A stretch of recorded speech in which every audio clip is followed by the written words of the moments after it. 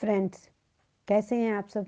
Friends, मैं आपका एक बार फिर धन्यवाद करती हूँ कि आपने मेरे वीडियोस को काफ़ी ध्यान से सुना और उसको अपने जीवन में अपनाने की कोशिश भी कर रहे हैं।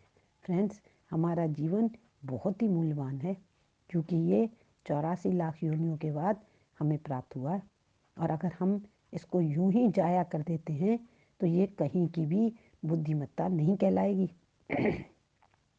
इसलिए हमें अपने जीवन को हर हाल में सफल बनाना है और वो सफलता हमें मिलती है अपने मन को अपने कंट्रोल में या अपने वश में करने पर।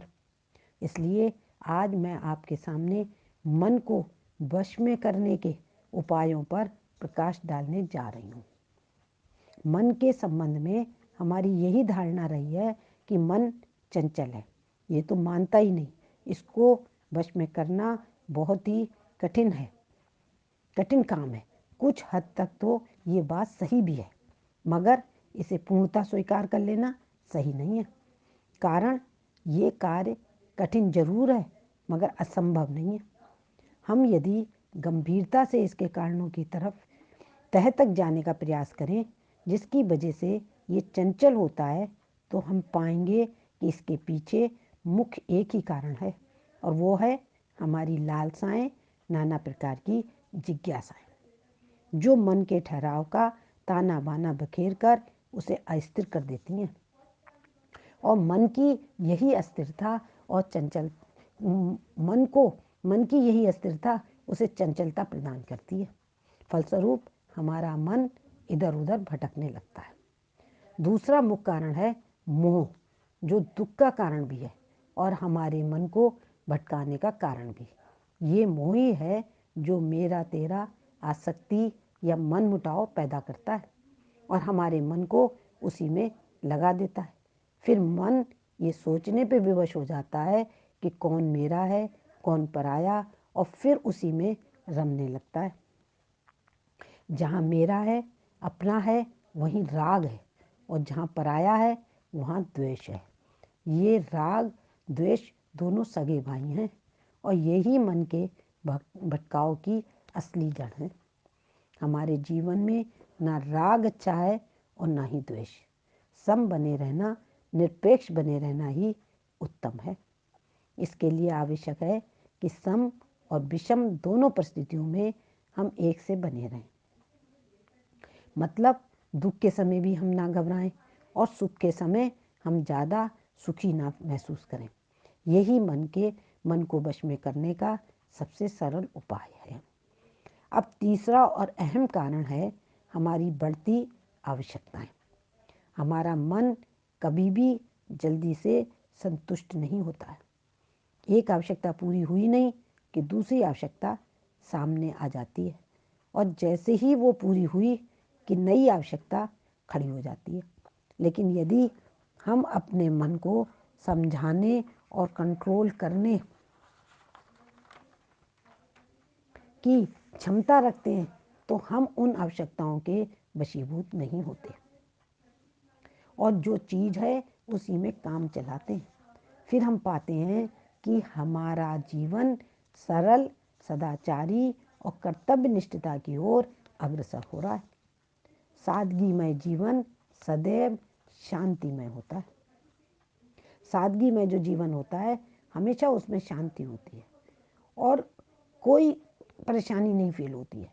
मन आपका, जब हमारा मन हमारे कंट्रोल में होता है तभी सादगी में जीवन भी आता है और तभी हमारे मन को शांति आती है। मन संतुष्ट रहेगा तो निश्चित रूप से वो केंद्रित भी रहेगा, हमारा मस्तिष्क शांत रहेगा और मन एकाग्र व स्थिर रहेगा। चौथी और आखिरी बात है, हम जन कल्याणकारी कार्यों में लगकर अपने आप को उसी में व्यस्त कर आत्मसंतुष्टि प्राप्त करें। जन कल्याण का मतलब है जीव कल्याण। किसी भी देहधारी जीवात्मा को हम संभव सुख पहुंचाने का प्रयास करें। हर संभव उनको सुख पहुंचे किसी भी जीवधारी को। ये नहीं कि उसको मिले उसको ना मिले, हमारा उसकी तरफ ज़्यादा ध्यान, जो नेचुरल हो निस्वार्थ भाव से। तो प्रयास करें तो निसंदेह इसमें हमारे मन मस्तिष्क को असीम शांति प्राप्त होगी और हमारा मन चंचलता से दूर रहकर एकाग्रचित्त और प्रसन्न रहेगा। ये तो हुई मन को वश में करने के पूर्व प्रयास, कैसे हम उसको वश में करें।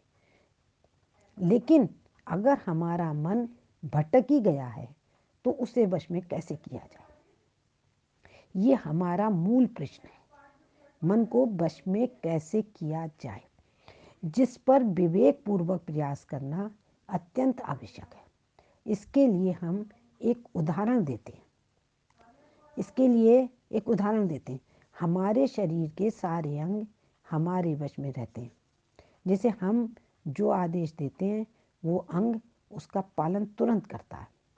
हाथों को जब हम उठाना चाहते हैं तो वो तुरंत उठते हैं। पैरों को चलने, पटकने या दौड़ने का जो भी आदेश दे वो तुरंत कार्य करते हैं। ठीक इसी तरह आँख, नाक, कान आदि भी हमारे आदेशों व निर्देशों का तुरंत पालन करते हैं। अब हम एक काम करें कि हम 4-5 दिनों तक अन्न जल ग्रहण ना करें, पूर्ण रूप से कोई आहार ना लें। तब उस स्थिति में हम आदेश दें हाथों को 2-3 किलो वजन उठाने का, पैरों को 1-2 किलोमीटर चलने का, आँखों को लगातार काम करने का, तो क्या ये संभव है?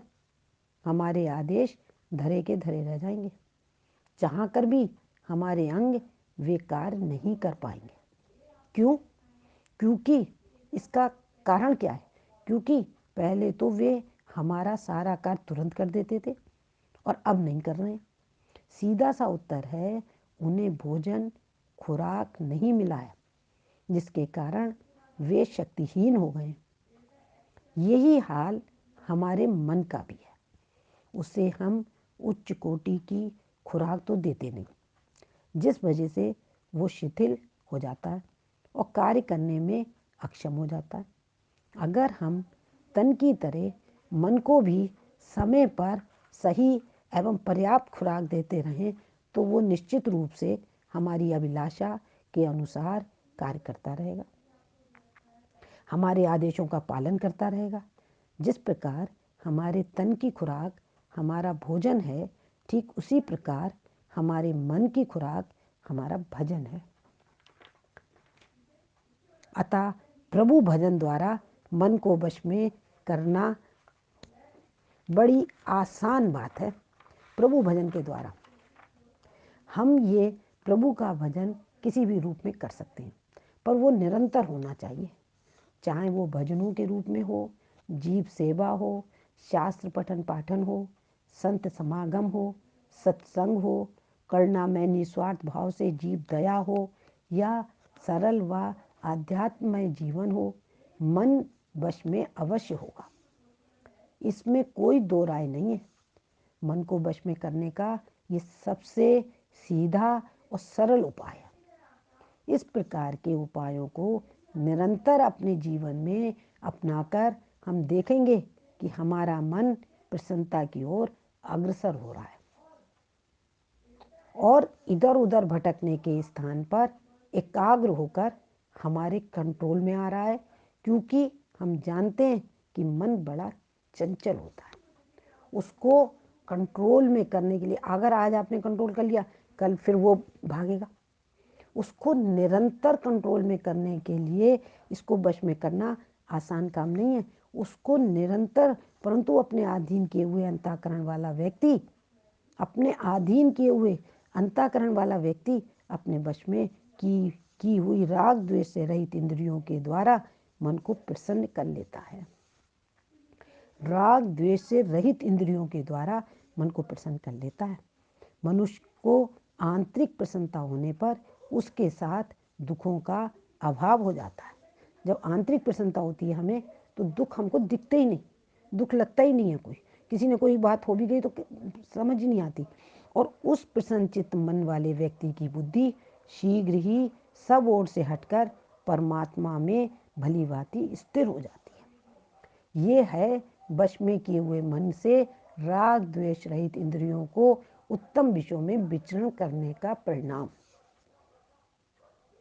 अतः हमें चाहिए कि हमें अपने शरीर, इंद्रियों, मन, बुद्धि को स्वामी मानकर उनके वश में ना होकर अपने मन को वश में करें और अपनी बुद्धि को परमात्मा में स्थिर कर दें। हमें उनको अपना स्वामी नहीं मानना चाहिए, हमको मन को अपने वश में करके और परमात्मा में स्थिर करें उसको। तब हम देखेंगे हमारे सभी कार्य सहज ही भगवत कार्य बन जाएंगे और उनके द्वारा भगवत प्राप्ति का मार्ग सुलभ और प्रशस्त हो जाएगा और हमारा जीवन परम लक्ष्य शांति और परमानंद स्वरूप परमात्मा को प्राप्त होगा। आज के लिए इतना ही। आपसे मेरी रिक्वेस्ट है कि आप मेरे वीडियोस को शेयर, लाइक और सब्सक्राइब जरूर करें। Thank you.